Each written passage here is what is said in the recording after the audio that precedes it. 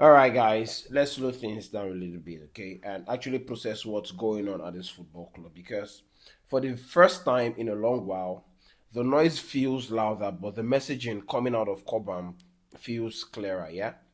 Liam Rosenier's pre-Crystal Palace press conference told us a lot, not just about injuries or tactics or selections, but also about how he sees the group, how he wants to protect key players, and how he's trying to steady a club that's been spinning for a while. So today we're going into the injury updates and fitness management. Cole Palmer, that's the rumor, and versus the reality.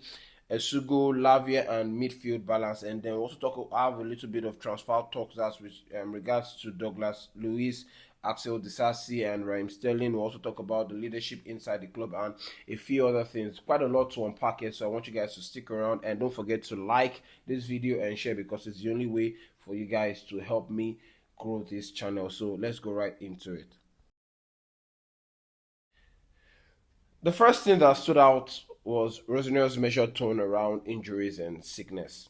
He confirmed that the illness outbreak is now under control and players are returning to full health and fitness. He also talked about Cole Palmer being back in training and Jorgensen's scan came out positive, though balance Crystal Palace's game would be too early for Jorgensen. So we'll expect Jorgensen back probably against Napoli. And that alone tells you something important that the staff is prioritizing players' longevity over short term risk. And after the way Chelsea have handled injuries in recent seasons, that's actually a positive for me because there's no reason why you should be putting players out there that are half fit or not 100% fit because that's another way of exposing them to another long-term injury that could keep them away from the team, and then that could also impact the managers or the coaches idea and plans going forward in a negative way. Palmer joining training is a very big positive and massive news for Chelsea, not just because of tactics but psychologically because he's the heartbeat of this team. So Rosino was very clear. He said, "I didn't involve him in the last game because we need to look after him, and that's not weakness. That's leadership for me." He now addresses the rumors surrounding Cole Palmer. Says that Palmer is missing Manchester, and rumors about Palmer being unhappy. Rumors about Palmer wanting to return back to the north. Rosino actually shut down those talks calmly and firmly. He said he's had numerous conversations with Cole Palmer, that Palmer is very happy and is central to the long term plan. And Fabrizio Romano backed that up, saying that Chelsea are relaxed, there is no alert, no movement, and no concern internally. But here's the balance take as a fan, yeah? Two things can be true at once. Palmer can love football at Chelsea, at the same time still feel frustrated by inconsistency, pressure, and responsibility. That frustration we saw against Brentford, that wasn't homesickness. We can all agree that that's not homesickness. That was a player who demands more of himself and the team. And Rosenell's job now is to protect Palmer physically and mentally. And because Chelsea don't function without Palmer, so we need to ensure that Palmer is as comfortable and happy, and Rosenell needs to get into the best position and place mentally and psychologically that Palmer needs to be.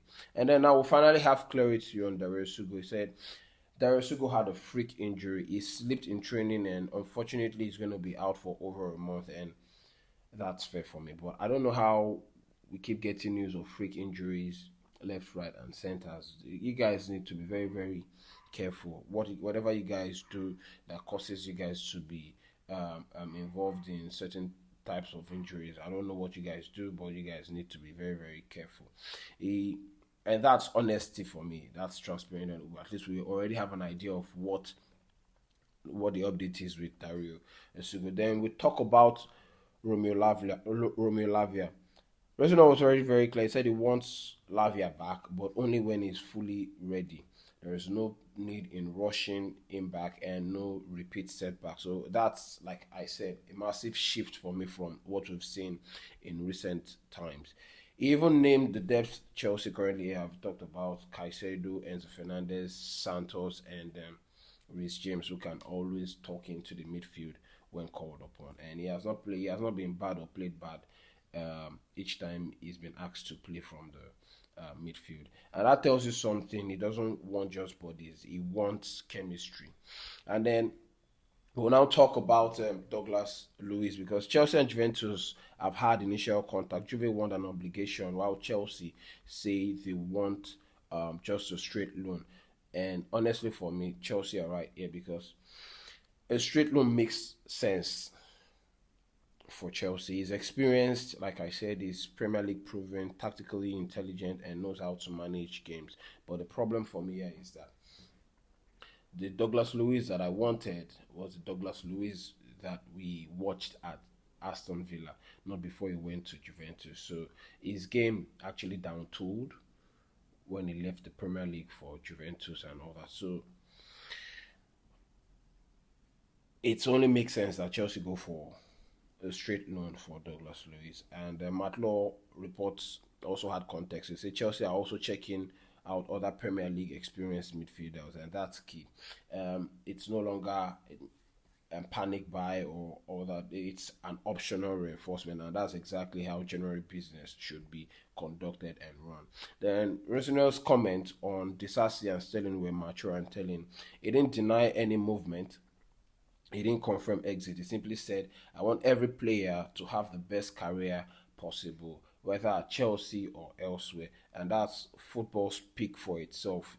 If the right opportunity comes, we will talk. No player is being frozen out, no public disrespect, just simple honesty. And that's what matters most in the dressing room. Then one of the most interesting part of the press conference was Rosenier's view on leadership. He said something very important. Some players shout and point but hide from responsibilities, and that's elite insight for me. Okay, we have a lot of players who you see them backing others and all that, but then when it's time to own up to certain responsibilities and all that, they hide. And leadership is not about volume, yeah, it's about accountability. And he named Reece James, Moses Caicedo, Tosin, and Trevor Chalobah. Different personalities, different styles, but same responsibility. And that ties directly into report that Reece James and Caicedo are now considered to be untouchable. And amongst the untouchables also include Cole Palmer. So those three names are now deemed to be the spine of the team. Now, we'll also touch on Josh Archempong. Palace are interested in Josh Archempong, and whether it's loan or permanent remains to be seen, or is still unclear.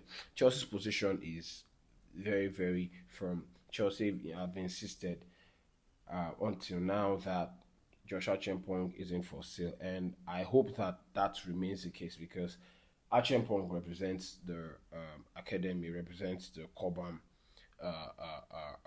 group, and if he ends up leaving, it only sends a negative message to the rest of the Cobham team, and I mean the younger Chelsea players who are hoping that they will also have a pathway into the team, or into the Chelsea first team 11 or group, and it means that they are just going to be training and preparing only for them to be flipped out or sent out or sold eventually.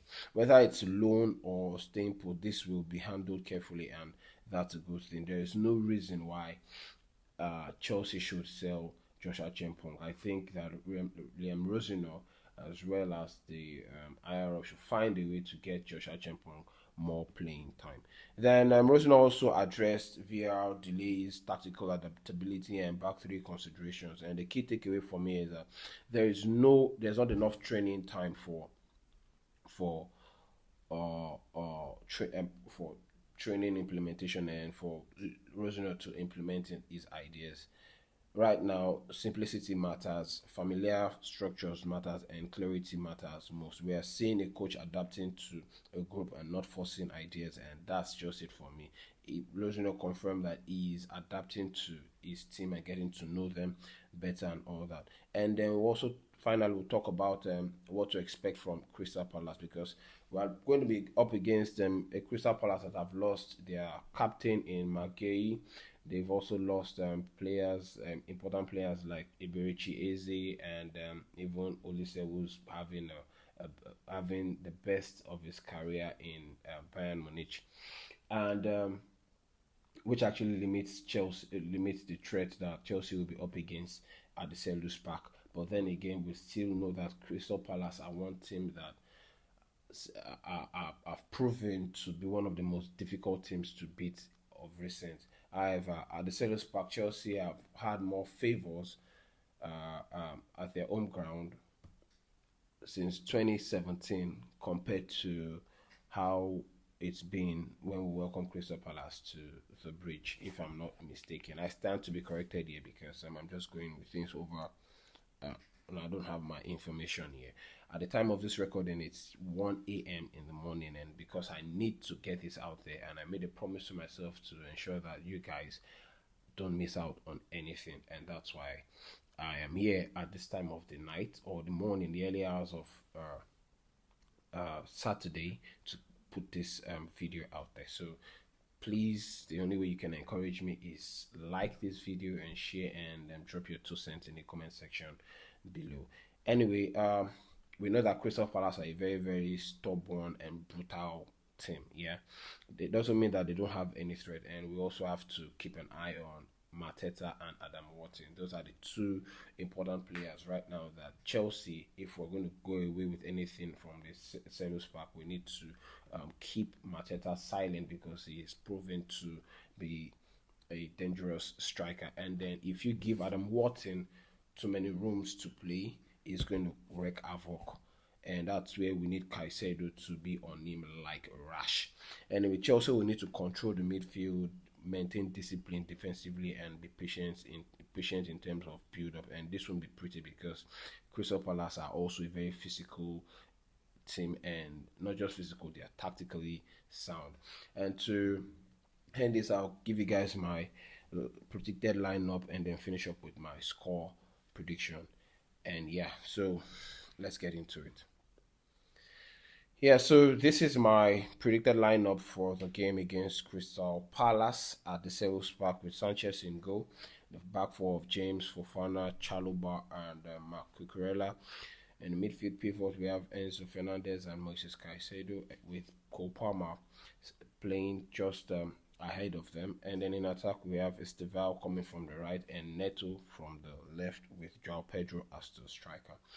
Jorgensen is not going to be available for this game, so bring in Slonina just in case anything happens with Sanchez in this game. We also have other players that can come on to impact the game: Gusto, Santos, Delap, Gittins, Garnacho, even Maguire. And this is not going to be perfect. It's not going to be perfect. It's not finished, but for the first time in a while, Chelsea feel calmer. Rosenior isn't promising miracles. He's promising process, protection, and accountability, and that's how stability starts. Let me know what you guys think about everything that I've said in the comment section below. Don't forget to like this video, and most importantly, turn on the notification bell so that you're notified as soon as I put out a video. And then to finish up, I'm going to give you my score prediction. I expect this game to be 2 to Chelsea and 1 to Crystal Palace. Elsewhere, Manchester City will be welcoming Wolves to the Etihad Stadium. I expect that to be a very clean wrap for Manchester City.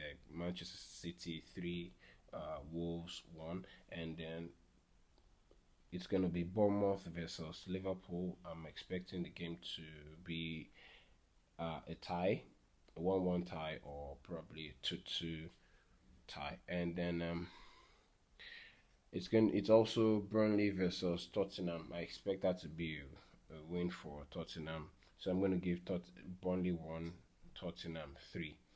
Let me know, like I said, let me know what you guys think, what your score prediction will be for this game, and in the next video I'll be here to give you guys my match reaction. So until then, it's Chelsea first, rivals next. Peace.